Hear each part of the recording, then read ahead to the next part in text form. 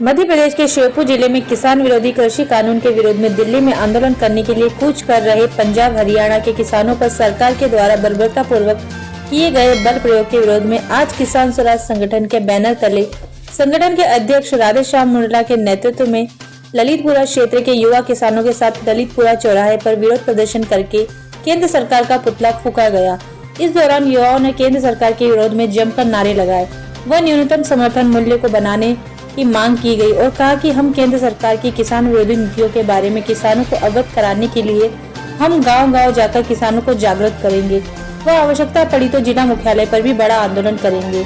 Sheopur bureau Ramswaroop Gurjar की report. किस विषय को लेकर कर रहे हैं? आज जो हमारा विरोध प्रदर्शन था किसान स्वराज संगठन के माध्यम से, वो हमारा विरोध था कि जो कृषि कानून अभी बनाए गए केंद्र सरकार के द्वारा, जिसके अंदर हमारी जो मुख्य मांग है किसान स्वराज संगठन के माध्यम से कि पहली चीज़, जब 3 कानून आप बना सकते हो संसद में बैठ कर के, तो एक अमेंडमेंट और लाना है कि जो उसके अंदर एमएसपी गारंटेड हो जाए।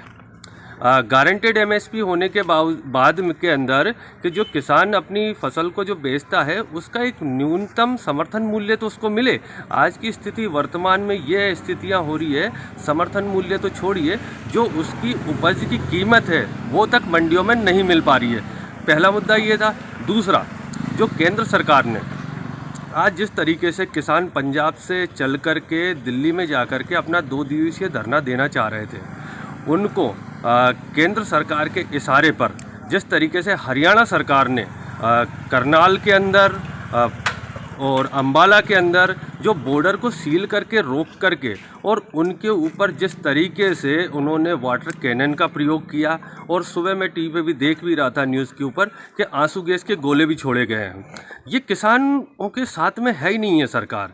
अगर किसानों से वार्तालाप करनी चाहिए थी, सरकार को बात करनी तो जा रहे थे वहाँ पे 2 दिन का धरना देने के उपरांत के अंदर बात करनी थी, और सीधा साफ उनका एक ही मुख्य उद्देश्य था कि हम एमएसपी कानून बनाया जाए, और जो मंडियों को जिस तरीके से क्रमबद्ध ख़त्म किया जा रहा है वो ख़त्म न करते हुए एक सरकार का एक निर्धारित करें। उसके ऊपर हम लोगों ने आज जिस तरीके से केंद्र सरकार ने किसानों को दमन की नीति के साथ में, उनके साथ में जो व्यवहार किया है, उसके विरोध में हमारा एक प्रदर्शन था। ये छोटा सा प्रदर्शन आज हम लोगों ने किया था, क्षेत्र में आकर के हम लोगों को जागरूक कर रहे थे। इसके माध्यम से आज हमने ललितपुरा के अंदर चौराहे पे ये प्रदर्शन हम लोगों ने किया है। किस मांग को लेकर आपका विरोध प्रदर्शन? केंद्र सरकार ने किसान विरोधी कृषि कानून पारित किए गए हैं, जो पूर्णतः किसान विरोधी है। वो किसान अमल में आते हैं तो भविष्य में किसान निश्चित रूप से तबाह हो जाएगा, क्योंकि उसमें कई ऐसे काले प्रावधान हैं जो किसान हितैषी बिल्कुल नहीं है। उन काले कानूनों का विरोध देश भर में हो रहा है, विशेषकर पंजाब और हरियाणा में, लेकिन सरकार सत्ता के मद में किसानों की बात सुनने के लिए बिल्कुल तैयार नहीं है।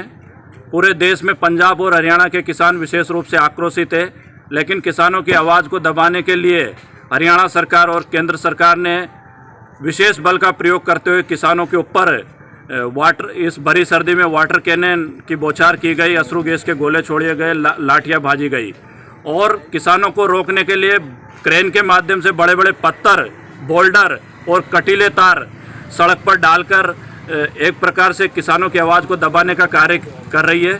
उसके विरोध में हमने पंजाब और हरियाणा के किसानों के समर्थन में और केंद्र सरकार के विरोध में यहाँ श्योपुर जिले की बड़ौदा तहसील के ललितपुरा ग्राम में यहाँ पर केंद्र सरकार का पुतला दहन किया है और अपना विरोध का प्रदर्शन किया है। आपने जिला मुख्यालय को छोड़ा, तहसील मुख्यालय को छोड़कर यही जगह क्यों चुनी? जिला मुख्यालय में हम निरंतर धरना प्रदर्शन और संघर्ष करते रहते हैं, किसानों की आवाज़ को बुलंद करते रहते हैं। आवश्यकता लगेगी तो जिला मुख्यालय पर भी बड़ा आंदोलन और प्रदर्शन किया जाएगा।